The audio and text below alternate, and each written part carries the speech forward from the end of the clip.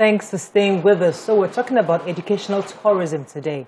And we're taking this conversation from the story we read in the papers in today's Vanguard, giving us some interesting data about the amount of children that gain admission into schools abroad and how much money we're expending to educate our children abroad.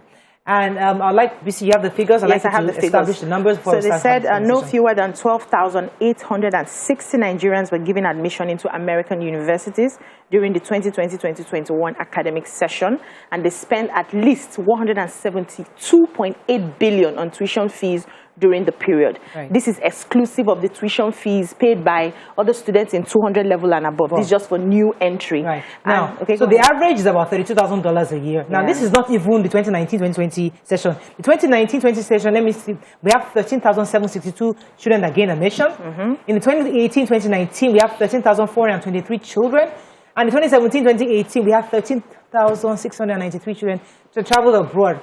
It is almost standard for everyone. Once you enter American secondary school and you're done, there's a likelihood you actually go abroad for your BSc, or you stay in Nigeria for your BSc and then go abroad for your masters. Either way, our children are going abroad, but we're all going to contribute to these figures. And the question is, why is that so? Because even in this article, I think the group was encouraging Nigerians to ensure their leaders invest in education. The ASSu president was saying that we must push our leaders to invest in education, because we can't keep exporting young people abroad to gain education when they can actually have it locally. And all this money that we're taking abroad could be used in Nigeria to develop our economy. So, whenever you want to resolve a challenge, you don't discuss with players, you discuss with the leaders. Don't have meetings with somebody that cannot change the situation. So if I go and say I want to change the educational sector and I'm discussing with the ASSu, the lecturers or fellow individuals like me, we can't change the situation. The situation will change from the leaders. And at any point in time, it's a pyramid. As it goes up, there are less people there. But you see these people here, they influence what goes down here. Definitely. So it's important that if we want to change down, we need to fix up so that it will trickle down. Why are we sending our children abroad? It's not convenient. Like every day now, I know I have the next 2 years, 3 years to plan how I must build assets in dollars that will pay my children's university fees in dollars, because we don't have a system in Nigeria locally that I'm sure if my child goes to that school, it can compete favorably around the world. The only part that I have a problem with is I want our educational system to be such that other people can also send their children to our country, because there's something that we offer as well. There used to be people who used to travel from abroad to come to our universities, to school, you know. Parents used to do that when they take you out of your country to another place, because it opens, the horizon. It broadens your mind. You meet new people, new cultures. It's nice. It's good. Now the way to address that is, as you said, we need to now involve the leaders. We need to start finding a way to ask leaders to make some sacrifices. So we're not saying, it's not your right, you shouldn't do it. But if you want to be a leader in our country now, because of the deficiencies that we have, what are the sacrifices we can make to make it better? Put your children here, because when your children are schooling here, you will make sure that these schools are doing the right thing, are providing the right form of education. Let me go on a break. For me, every parent wants to be able to give quality education to the children. And that's one of the reasons we are working this hard. Honestly, some of us will just lie down and eat whatever we have, if not that we have children and want them to be better. Aside from the quality education, what we want to get out of it is to have children who are thinkers, children who are able to innovate, children who are creative, who are able to look at the society and give us solutions to our local problems. And if you follow the trend of the educational system, I think it was even better at the time we went to school using the public system. Compared to what we have now, we're seeing a steady decline in the quality of education. Our curriculum most of the time is obsolete. So in other climes, they are now reviewing and renewing their curriculum to attend to the problems of today. But we still have curriculum that takes us back 1950-something, solving the problems that no longer exist.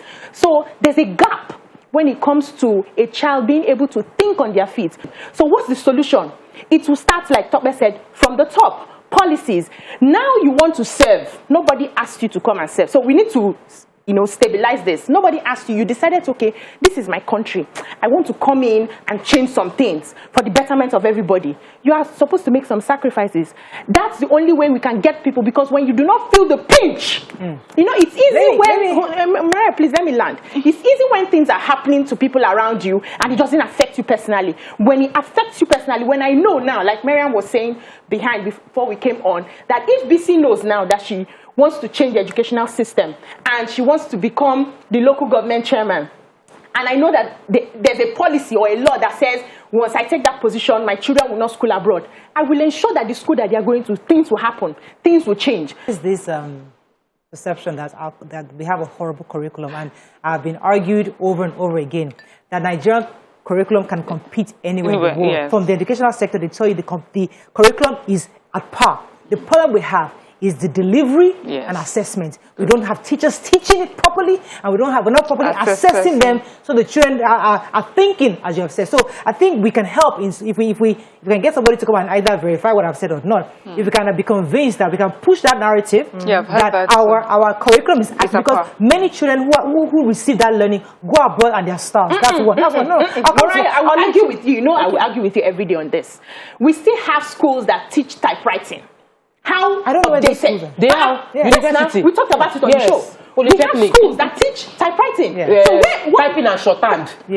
Till now. So how updated is that curriculum we're talking about? That school is not going according to our curriculum. That's no. Secondary school, university level we're talking about. No, it is left for the policymakers to ensure that the curriculum is at par. And how do you do that?